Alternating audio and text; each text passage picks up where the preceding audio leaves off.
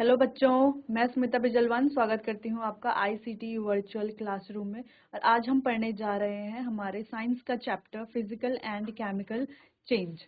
चलिए इस लेक्चर को ये जो चैप्टर है ये हम अपने प्रीवियस लेक्चर में स्टार्ट कर चुके हैं। वहाँ पर हमने बेसिक जो हमारा फिजिकल चेंज क्या होता है और हमारा केमिकल चेंज यानी भौतिक चेंज और रसायन परिवर्तन जो होता है वो हम पढ़ चुके थे। तो क्या हमने बताया था, दो चीजें हमने पढ़ी थी कि जो हमारा फिजिकल चेंज होता है यानी कि भौतिक चेंज जो होता है यानी कि भौतिक परिवर्तन जो होता है वहां पर क्या होता है, चीजें रिवर्सिबल होती है। जैसे हमने बोला कि आइस को हम वाटर में कन्वर्ट करेंगे। ये हमारे पास आइस क्यूब है ना, आइस है, बर्फ का एक टुकड़ा है। उसको हम किस में कन्वर्ट करेंगे? वाटर में कन्वर्ट करेंगे। तो ये किस तरीके का परिवर्तन है? क्या एक ये रासायनिक परिवर्तन है या भौतिक परिवर्तन है? तो हमें पता है ये हमारा क्या है, फिजिकल चेंज है। क्योंकि इसमें क्या हो रहा है, इसकी स्टेट सिर्फ स्टेट यानी कि इसकी जो फिजिकल प्रॉपर्टीज है सिर्फ वो चेंज हो रही है ना। इसमें कोई केमिकल प्रॉपर्टी चेंज नहीं हो रही। यानी कि आइस से कोई नया जो सब्सटेंस है या नई कोई चीज जो है, नया पदार्थ जो है वो नहीं बन रहा है। इसीलिए ये क्या है, हमारा एक फिजिकल चेंज है। चलिए, तो फिजिकल चेंज के बारे में हम पढ़ चुके थे। फिजिकल चेंज क्या होता है, जहां पर हमारे शेप, साइज, कलर या जो सब्सटेंस की जो स्टेट है वो चीजें क्या होती हैं, सिर्फ उन्हीं की उसकी जो प्रॉपर्टीज होती हैं, उसके जो गुण होते हैं, उसी में क्या आता है, परिवर्तन आता है। जैसे कि हम क्या बोले, एक एग्जांपल अगर हम ले कि हमारे पास क्या है, एक पेपर है। उस पेपर को क्या कर दिया हमने, मोड़ के एक बॉल का शेप दे दिया। ठीक है, मोड़ के एक बॉल का शेप दे दिया। क्या हो गया, वो चेंज तो हो गया, लेकिन क्या चेंज हुआ, सिर्फ उसका आकार चेंज हुआ है ना। पेपर तो वही है। अब थोड़ा देर बाद हम उसको खोल करके वापस पेपर भी बना सकते हैं ना, बना सकते हैं। तो ये कैसा चेंज है हमारा, ये है हमारा फिजिकल चेंज यानी कि भौतिक परिवर्तन। ठीक है। और रासायनिक परिवर्तन, रासायनिक चेंज क्या है, जैसे कि हम दूध से, हम बोले कि हम दूध से क्या बना रहे हैं, दही बना रहे हैं। दूध से अगर हम दही बना रहे हैं तो ये कैसा है, रासायनिक चेंज है। यानी कि ये उसकी पूरी स्टेट ही चेंज हो गई ना। अब क्या दही से हम वापस दूध बना सकते हैं? नहीं बना सकते ना। इसीलिए ये कैसा चेंज है, रासायनिक परिवर्तन है। ठीक है। चलिए, ये हम अपनी पिछली क्लास में भी पढ़ चुके थे। उसके बाद केमिकल चेंज में यानी कि रासायनिक चेंज में हमने कुछ चीजें पढ़ी थी। जैसे कि कुछ एग्जाम्पल हमने और भी पढ़े थे। जैसे कि अगर हम खाना को कुक करते हैं, खाना पकाते हैं, तो जब हम खाना पकाते हैं तो वो भी कैसा चेंज है, वो भी एक केमिकल चेंज है। क्योंकि जो खाना पक गया उसको हम वापस से कच्चा नहीं कर सकते ना, यानी कि वापस से उसको जो प्रीवियस जो उसकी स्टेट थी वहां पर हम उसको चेंज नहीं कर सकते। इसीलिए वो क्या होगा, हमारा केमिकल चेंज होगा। तो केमिकल चेंज में हम रस्ट के बारे में पढ़ चुके थे, यानी कि जंग के बारे में पढ़ चुके थे। जंग कैसे लगता है, जंग लगने की प्रोसेस, यानी कि उसको अगर हवा में खुला छोड़ दिया जाए, किसी भी आयरन के जो भी हमारा पास क्या है, आयरन का जो भी प्रोडक्ट है, ठीक है, उसको अगर हवा में छोड़ दिया जाए तो क्या होगा, हमारा रस्टिंग वहां पे होगी, उसमें जंग लग जाएगा। ठीक है। चलिए, उसके अलावा हमने एक burning of magnesium ribbon, magnesium ribbon को हमने जला करके उससे क्या बनाए थे, दो अलग सब्सटेंस बने थे। देखो, पहले जब हमने मैग्नीशियम को बर्न किया था तो मैग्नीशियम ऑक्साइड बना था। फिर हमने मैग्नीशियम ऑक्साइड जो राख बच गई थी उसको क्या किया, वाटर के साथ घोला, डिसॉल्व किया, वाटर के साथ मिलाया, तो क्या बना हमारे पास, मैग्नीशियम हाइड्रो ऑक्साइड हमारे पास बना। तो दो चीजें, एक चीज से हमें दो चीजें मिली है ना, यानी कि मैग्नीशियम से प्लस O2 है ना, मैग्नीशियम के साथ ऑक्सीजन जब मिली तो मैग्नीशियम ऑक्साइड बन गई। ठीक है। अब मैग्नीशियम ऑक्साइड के साथ जब वाटर मिला तो मैग्नीशियम हाइड्रोक्साइड बन गया। यानी कि केमिकल चेंज में क्या होता है, हमें एक या एक से अधिक चीजें क्या मिलती हैं, बनने पर मिलती हैं। ठीक है। जब केमिकल चेंज होता है तो हमें कोई नई चीजें मिलती हैं। जैसे यहाँ पर हमारा मेन प्रोडक्ट तो क्या था, यहाँ पर मेन चीज क्या थी, हमारे पास मैग्नीशियम थी। तो मैग्नीशियम को हमने बर्न किया, बर्न करके मैग्नीशियम ऑक्साइड बन गई, फिर उसमें ही वाटर डाला तो हमारे पास मैग्नीशियम हाइड्रोक्साइड बन गई। ठीक है। चलिए, चलिए थर्मोमीटर को रीड करना, ये भी हमने, इसको भी हमने अच्छे से देख लिया था। चलिए, अब हम एक दूसरा एग्जांपल देख रहे थे जहां पर हमने क्या बोला कि जो हमारा कॉपर है, कॉपर सल्फेट सॉल्यूशन में डाल के उसका रिएक्शन देखेंगे, आयरन के साथ, लोहे के साथ क्या देखेंगे, उसका रिएक्शन देखेंगे। तो हमने क्या किया था, एक चम्मच कॉपर सल्फेट लिया था, ठीक है, कॉपर सल्फेट लिया था CuSO4। कॉपर सल्फेट में क्या डाला था हमने, पानी डाला था, H2O डाला था, और उसमें क्या डाला था, डाइल्यूट सल्फ्यूरिक एसिड यानी कि डाइल्यूट H2SO4। ये तीन चीजें हमने क्या किया था, मिक्स किया था, और इसका एक मिक्सचर टाइप का मिक्सचर हमने बनाया था, और इसका कलर कैसा था, ब्लू था। ठीक है, तो इसी मिक्सचर को हमने दो अलग अलग हम क्या बोले, टेस्ट ट्यूब बोले, तो दो अलग अलग टेस्ट ट्यूब में हमने क्या कर दिया, ये जो मिक्सचर हमने बनाया था यानी कि CuSO4 प्लस H2O, और उसमें कुछ ड्रॉप्स किसकी, डाइल्यूट सल्फ्यूरिक एसिड की कुछ ड्रॉप्स डाल करके हमने उसको दो अलग अलग टेस्ट ट्यूब में डाल दिया था। ठीक है, तो अब यहाँ पर दो अलग अलग टेस्ट ट्यूब में डालने के बाद एक टेस्ट ट्यूब को तो हमने वैसा ही रखा और इसका कलर ब्लू ही था। ठीक है, इसको तो हमने एज इट इज रखा, लेकिन दूसरी टेस्ट ट्यूब में हमने क्या किया, इसमें एक लोहे की कील डाल दी। क्या डाल दी, लोहे की कील डाल दी। अब लोहे की कील से क्या हुआ, कॉपर जो सारा था वो लोहे की कील में क्या हो गया, कॉपर सारा क्या हो गया, लोहे की कील में चला गया, प्लस हमें मिल गया FeSO4। ठीक है, यानी कि आयरन सल्फेट हमें मिल गया। जैसे कि हमने यहाँ पर देखा क्या मिला हमें, आयरन सल्फेट हमें मिला और कॉपर मिला। तो आयरन सल्फेट था वो कैसे कलर का मिला, अब हमें ग्रीन कलर का। कैसे कलर का, ग्रीन कलर का। ठीक है, अब जो सॉल्यूशन हमने पहले से अलग रखा हुआ था उसका कलर कैसा है, ब्लू है, और आयरन नेल डालने के बाद ये जो सॉल्यूशन हमें मिला उसका कलर कैसा है, ग्रीन है। ठीक है, क्योंकि यहाँ पर सिर्फ कॉपर सल्फेट का सॉल्यूशन था, लेकिन यहाँ पर क्या हो चुका है, आयरन डालने के बाद यहाँ पर आयरन सल्फेट का सॉल्यूशन बन चुका है। ठीक है, चलिए इतना हमको समझ आ गया था ये एक्सपेरिमेंट से। ठीक है, इतना हमको समझ आ गया था। यहाँ पर भी हम देख सकते हैं वो जो सॉल्यूशन था ब्लू, ये रहा, और ये हमारा आयरन सल्फेट का सॉल्यूशन। ठीक है, चलिए इतना समझ में आया। इसकी रिएक्शन हम कुछ इस तरीके से लिखते हैं कि copper sulphate CuSO4 plus iron gives FeSO4 plus copper.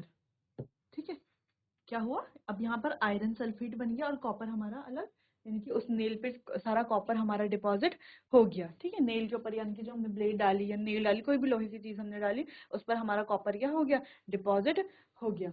इस तरीके से ये बनी हमारी इक्वेशन, और ये हमारा, तो इस तरीके से यहाँ पर हमारा आया ग्रीनिश कलर, ग्रीन कलर। ठीक है, चलिए तो ये इतना आप लोग समझ गए थे, इसको आप देखिए और ये इक्वेशन आप नोट कर सकते हैं। ठीक है, चलिए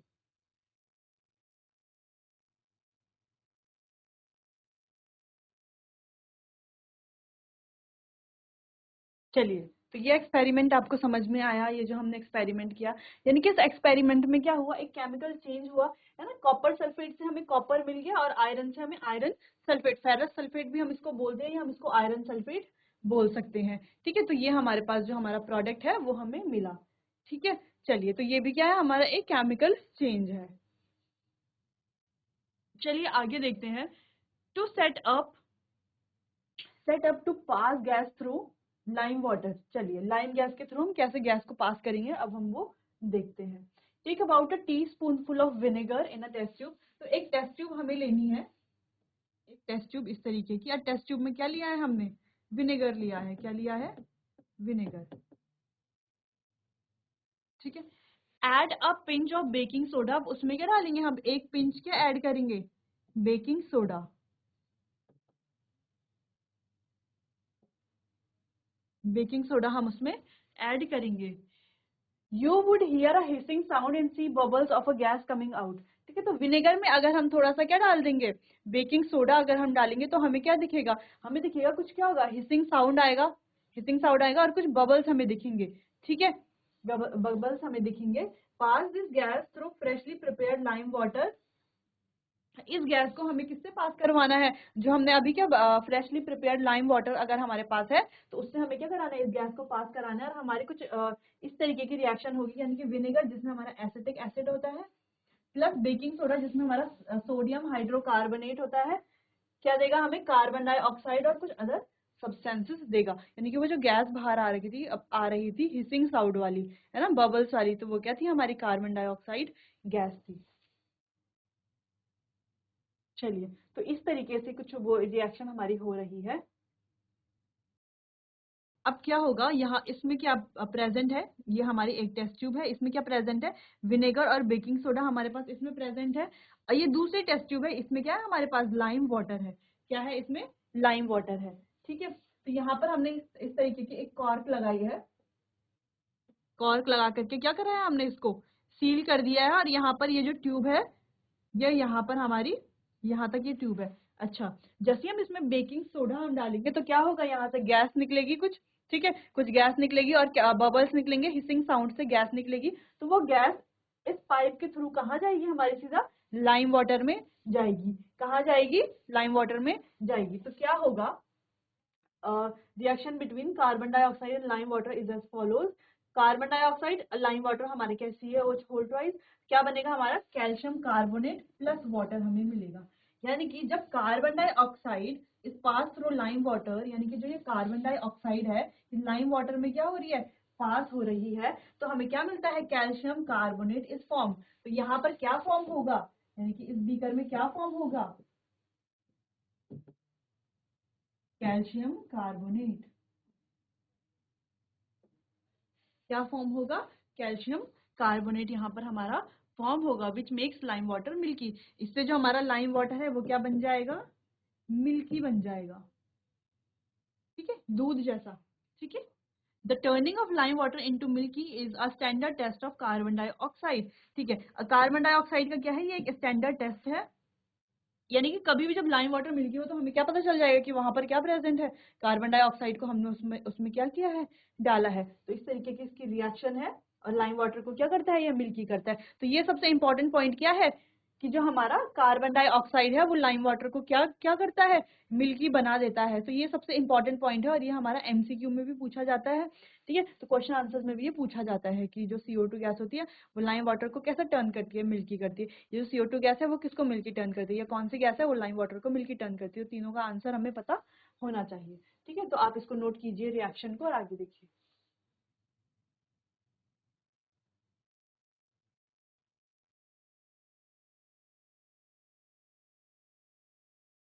चलिए आगे बढ़ते हैं। अब हम केमिकल चेंज को थोड़ा डीपली क्या करेंगे, स्टडी करेंगे। फिजिकल चेंज को तो हम डीपली स्टडी कर चुके हैं। फिजिकल चेंज में क्या हो रहा है, यानी कि भौतिक चेंज में क्या हो रहा है, भौतिक चेंज में ये होता है, भौतिक परिवर्तन में ये होता है कि उसमें जो है उसकी रासायनिक बनावट जो है वो नहीं बदलती, ठीक है, सिर्फ फिजिकली वो चेंज हो रहा है, ठीक है। जो उसका शेप है, रंग है, आकार है, ठीक है, तो यही चीजें क्या होती है उसमें चेंज होती है और रिवर्सिबल भी है, ठीक है। चलिए आगे केमिकल चेंज के बारे में पढ़ते हैं। A change in which one or more change in which one or more new substance are formed is called chemical change.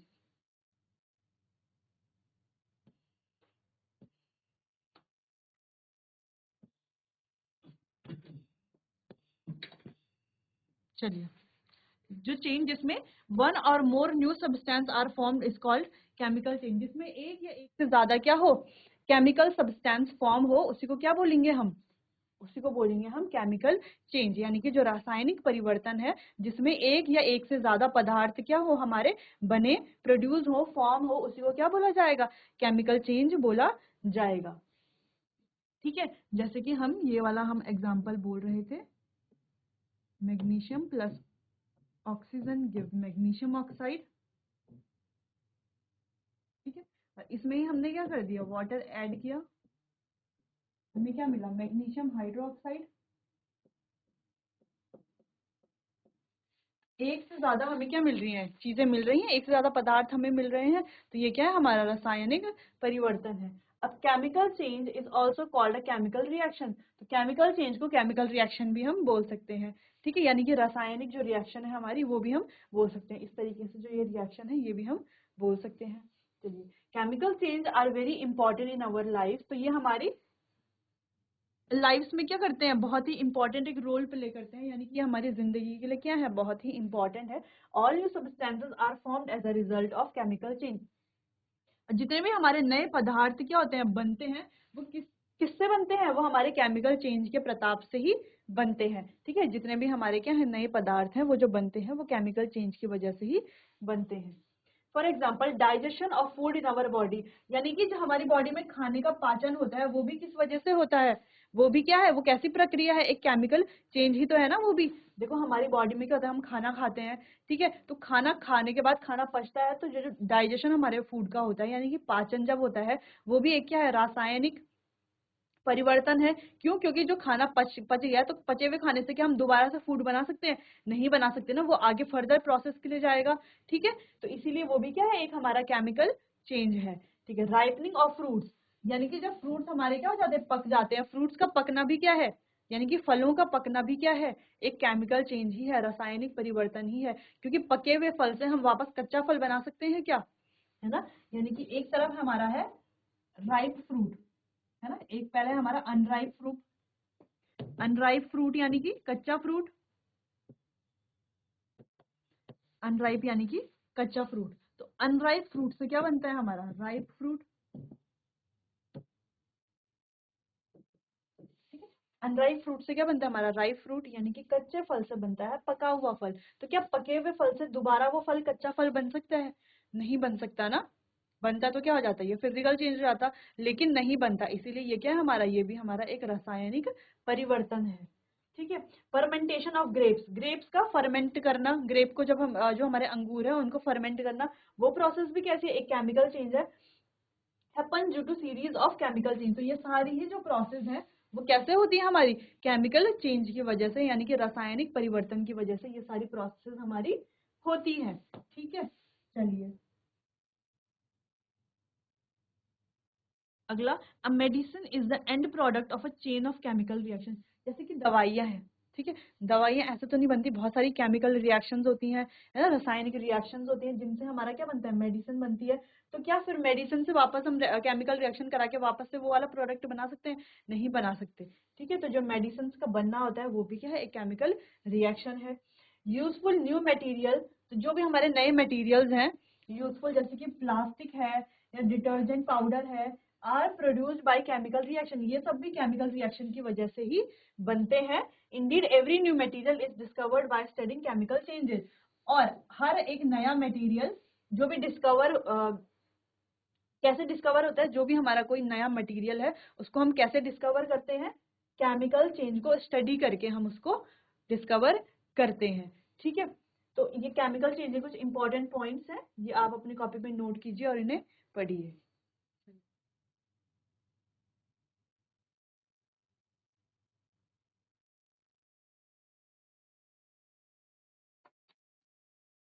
चलिए, तो एक पॉइंट था हमारा कि जो केमिकल चेंज है उसको हम केमिकल रिएक्शन भी बोल रहे हैं। ठीक है, यहाँ पर हम बोल रहे हैं जैसे मेडिसिन हमारी केमिकल रिएक्शन से बन रही है, तो केमिकल चेंज तो जो हमारा रासायनिक परिवर्तन है। ठीक है, केमिकल रिएक्शन यानी कि रासायनिक प्रतिक्रिया, तो जो केमिकल चेंज है वो क्या है, हमारा केमिकल रिएक्शन ही है।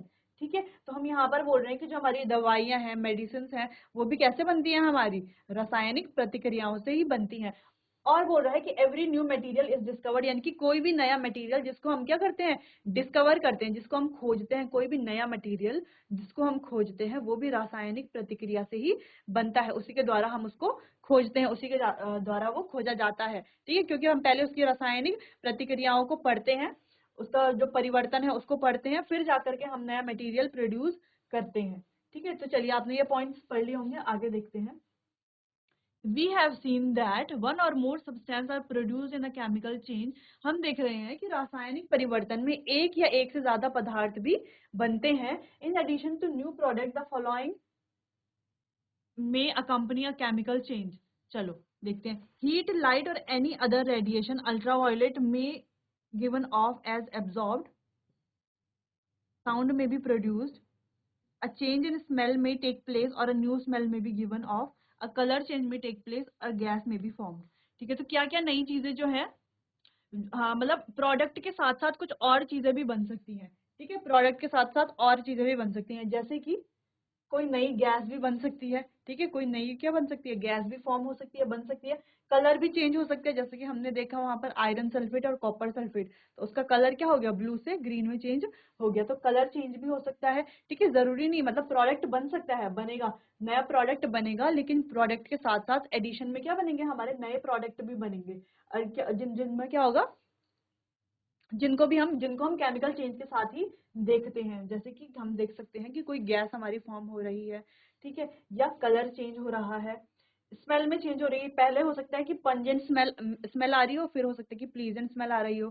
ठीक है, तो स्मेल में भी क्या हो सकता है, चेंज हम देख सकते हैं। साउंड भी प्रोड्यूस हो सकता है, ठीक है। हो सकता है पहले जो हमारा क्या है रिएक्टेंट लिया है हमने, उसमें कोई साउंड प्रोड्यूस नहीं हो रहा, लेकिन जो हम प्रोडक्ट जो हमें मिलता है उसमें क्या हो सकता है उसमें साउंड प्रोड्यूस हो रहा हो। हीट, लाइट और एनी अदर रेडिएशन, हीट भी हो सकती है उसमें, लाइट भी हो सकती है, और हो सकता है वो किसी रेडिएशन को क्या कर रहा हो, अब्जॉर्व कर रहा हो या दे रहा हो, ठीक है। यानी कि जब हम कोई रिएक्शन कर रहे हैं, हो सकता है, यानी कि कोई प्रतिक्रिया जब हम कर रहे हैं, कोई भी रासायनिक प्रतिक्रिया हम जब कर रहे हैं, तो हो सकता है कि वो हीट, लाइट या कोई भी रेडिएशन है ना, हीट, लाइट, कोई भी रेडिएशन को क्या हो, या तो वो कोई भी रेडिएशन दे रहा हो, है ना, या तो हो सकता है वो कोई भी रेडिएशन एब्जॉर्ब कर रहा हो या हो ले रहा हो, ठीक है। या तो वो कोई साउंड प्रोड्यूस कर रहा हो, या तो वो कोई स्मेल क्या हो, नई स्मेल बना रहा हो, या तो उसमें कोई कलर चेंज हो रहा हो, या तो कोई नई गैस फॉर्म हो रही हो। तो ये सारी चीजें हमारी केमिकल रिएक्शन के साथ साथ हो सकती हैं। तो ये आप देख लीजिए और इन्हें लिख लीजिए।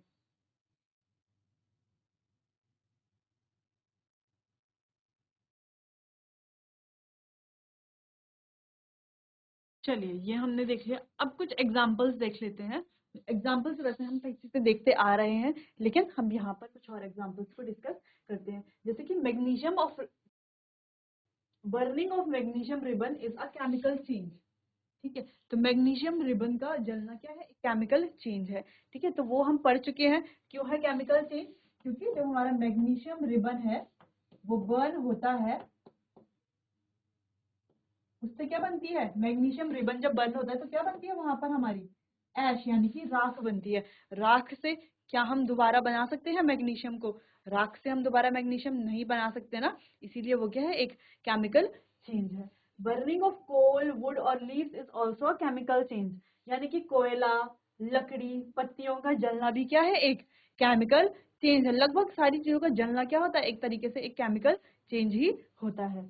In fact burning of any substance is a chemical change, यहाँ पर बोल रहा है, हम यहाँ तक बोल सकते हैं कि किसी भी सब्सटेंस का, किसी भी पदार्थ का जलना क्या कहलाया जाएगा, केमिकल चेंज ही कहलाया जाएगा। Burning is always accompanied by production of heat, तो बर्निंग हमेशा क्या होती है, वहां पर क्या प्रोड्यूस होता है, हमेशा हीट प्रोड्यूस होती है। यानी कि जब भी बर्निंग होती है हमेशा क्या प्रोड्यूस होगा, वहां पर क्या बनता है, हमेशा हीट प्रोड्यूस होती है, ठीक है। इतना समझ में आया।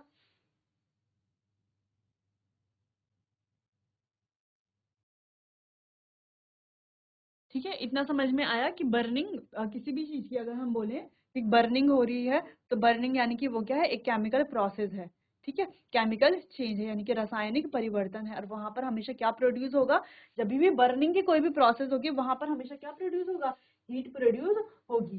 क्या प्रोड्यूस होगी,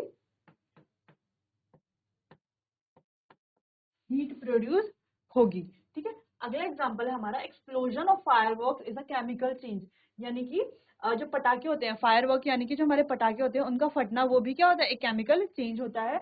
you know that such an explosion produce heat, light, sound and unpleasant gases that pollute the atmosphere. This is why you are advised not to play with fireworks. ठीक है, चलिए उससे पहले हम यहाँ पर देखते हैं कि यहाँ पर हमने क्या पढ़ा था, कि जब केमिकल चेंज हो रहा हो, ठीक है, जब केमिकल चेंज हो रहा हो तो उसके साथ क्या होती है, कुछ चीजें और भी फॉर्म होती है ना, यानी कि जब हमारा रासायनिक परिवर्तन हो रहा हो तो उसके साथ क्या होती है, बहुत सारी चीजें होती हैं। हो सकता है वहां पर कोई लाइट, हीट प्रोड्यूस हो रही हो, साउंड प्रोड्यूस हो रहा हो, ठीक है। हो सकता है वहां पर कोई रंग में चेंज चेंज परिवर्तन आ रहा हो, ठीक है। तो वैसे ही हम यहाँ पर बोल रहे हैं कि जब फायरवर्क्स यानी कि पटाखे क्या होते हैं, फटते हैं, उनका एक्सप्लोजन होता है, फटते हैं, तो हमें क्या मिलता है, यहाँ पर हीट मिलती है, ठीक है, हीट प्रोड्यूस होती है, लाइट प्रोड्यूस होती है, ठीक है, हल्का उजाला हमें देखने को मिलता है, साउंड तो प्रोड्यूस होता है, यानी कि आवाज कितनी जोर से आती है, साउंड प्रोड्यूस होता है, कुछ अनप्लीजेंट गैसेस की स्मेल आती है गैसेस की स्मेल, ठीक है। तो unpleasant gases that pollute the atmosphere, और उसमें जो अनप्लीजेंट गैसेस होती हैं वो क्या करती हैं, हमारे एटमॉस्फेयर को पॉल्यूट करती हैं, यानी कि दूषित करती हैं। इसीलिए that is why you are advise not to play with fireworks, इसीलिए हमें कहा जाता है कि जो भी पटाखे हैं, जो भी हमारे फायरवर्क्स हैं, उनसे हम क्या करें, दूर रहें, उनके साथ ज्यादा ना खेलें, क्योंकि वो एनवायरनमेंट को भी पॉल्यूट कर रहे हैं। और साथ साथ कितनी चीजें प्रोड्यूस कर रहे हैं, heat, light, sound, unpleasant gases, ठीक है। चलिए तो इतना आपको समझ में आया। अगला हमारा एक केमिकल चेंज का एग्जांपल है जो हम अपने डेली लाइफ में भी देखते हैं, वो क्या है, when food gets spoiled it produce a foul smell. जब खाना क्या हो जाता है, स्पॉइल हो जाता है, खराब हो जाता है, सड़ जाता है, तो वो कैसी स्मेल प्रोड्यूस करता है, एक फॉल स्मेल प्रोड्यूस करता है। कैसी, बेकार स्मेल प्रोड्यूस करता है। देखो, फूड का स्पॉइल होना एक केमिकल चेंज है एक रासायनिक परिवर्तन है। जो हमारा खाना है वो खराब हो रहा है, तो खराब खाने से हम वापस सही खाना बना सकते हैं? नहीं बना सकते ना। यानी कि जो फूड हमारा स्पॉइल हो रहा है, खराब हो रहा है, सड़ रहा है, वो एक केमिकल चेंज है। और इस केमिकल चेंज के साथ साथ ये क्या चीज भी बना रहा है, एक फॉल स्मेल भी बना रहा है। यानी कि एक बेकार सी सड़ी हुई सी स्मेल भी, एक गलत बेकार सड़ी हुई स्मेल भी ये बना रहा है। ठीक है, चलिए, तो यहाँ पर समझ आ रहा है कि हमारे पास कुछ एग्जाम्पल्स हैं।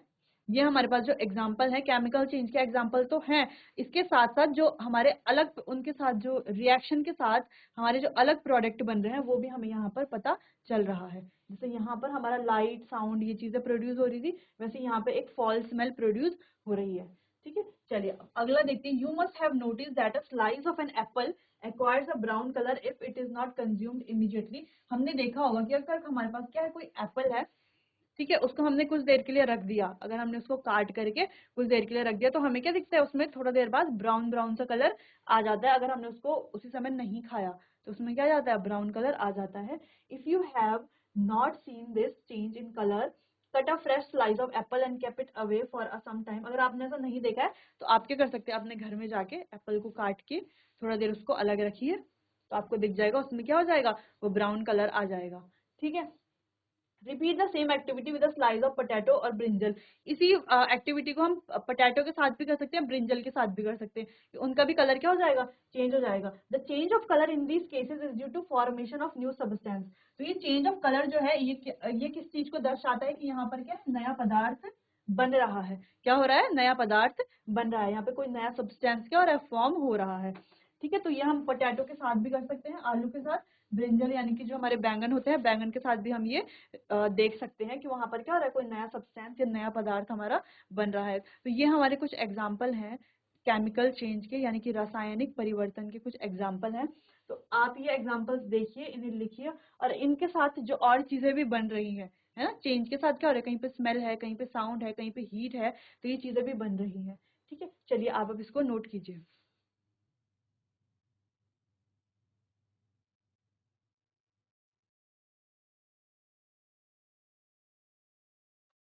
चलिए आगे देखते हैं।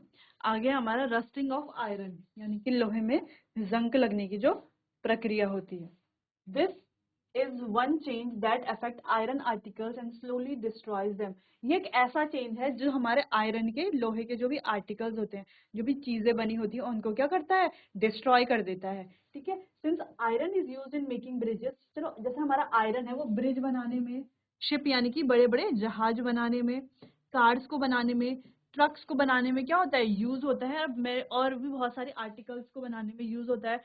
The monetary loss due to rusting is huge. तो यहाँ पर क्या होता है, लॉस हो जाता है, क्योंकि रस्टिंग क्या है, बहुत ज्यादा है। The process of rusting can be represented by following equation. ठीक है, तो जो यहाँ पर बोला जा रहा है कि रस्टिंग से जो है हमारे लोहे की चीज को, यानी कि लोहे का हमारे पास, जो भी हमारे पास लोहे की चीजें हैं उनमें क्या होता है, बहुत बड़ा प्रॉब्लम आती है ना। वो बहुत जल्दी क्या हो जाते हैं, उसमें जंग लगेगा तो क्या हो जाएंगे, वो चीजें डिस्ट्रॉय हो जाएंगी। जबकि आयरन हमारी बहुत सारी चीजों को बनाने में क्या होता है, यूज होता है। ठीक है, चलिए, तो ये रस्टिंग की प्रोसेस है, ये होती किस तरीके से, ये होती किसके प्रेजेंस में है, ऑक्सीजन के प्रेजेंस में होती है। देखो, तो आयरन यहाँ पर हमने लिया आयरन, और किसकी प्रेजेंस में, ऑक्सीजन के साथ, फ्रॉम द एयर। कहाँ से ऑक्सीजन, कहाँ से, स्पेशली ऑक्सीजन जाके थोड़ी ना दे रहे हैं, कहाँ से ले रहा है वो ऑक्सीजन, हवा से ही ले रहा है ना, एयर से ले रहा है। ठीक है, प्लस वाटर, तो क्या फॉर्म होगा हमारा, Fe2O3। क्या फॉर्म होगा, रस्टिंग, ये जो रस्ट आयरन है या आयरन ऑक्साइड हम इसको बोल सकते हैं, ये हमारा फॉर्म होगा। यानी कि सीधे सीधे प्रोसेस ये हुई, Fe+O2+H2O गिव्स Fe2O3। ठीक है, ये क्या है, हमारी सीधे सीधी ये प्रोसेस हमारी होती है। इसी से क्या हो रही है, यही क्या है हमारा, यही है वो रस्ट। ठीक है, जिससे क्या हो रहा है, हमारी चीजें क्या होती हैं, आयरन की चीजें क्या हो रही हैं, खराब हो रही हैं। लेकिन किस वजह से, O2 और ऑक्सीजन और वाटर की प्रेजेंस में, वाटर के साथ। ठीक है, for rusting the presence of both oxygen and water is essential. तो रस्टिंग होगी कैसे, जब हमारे पास ऑक्सीजन और वाटर दोनों ही चीज क्या होंगे, प्रेजेंट होंगे, दोनों ही इस रिएक्शन के लिए क्या बहुत ही एसेंशियल यानी कि बहुत ही जरूरी है। In fact if the content of moisture is air is high which means if it is more humid rusting become faster. और अगर क्या हो, हवा में क्या हो, मॉइस्चर हो यानी कि नमी हो, नमी अगर ज्यादा हो तो इसका मतलब क्या है, जो हमारी रस्टिंग की प्रक्रिया है वो क्या हो जाएगी, और ज्यादा फास्ट हो जाएगी, और ज्यादा तेजी से रस्टिंग होगी। ठीक है, अगर हवा में क्या है, मॉइस्चर है यानी कि नमी है, तो रस्टिंग की प्रोसेस और ज्यादा तेजी से होगी।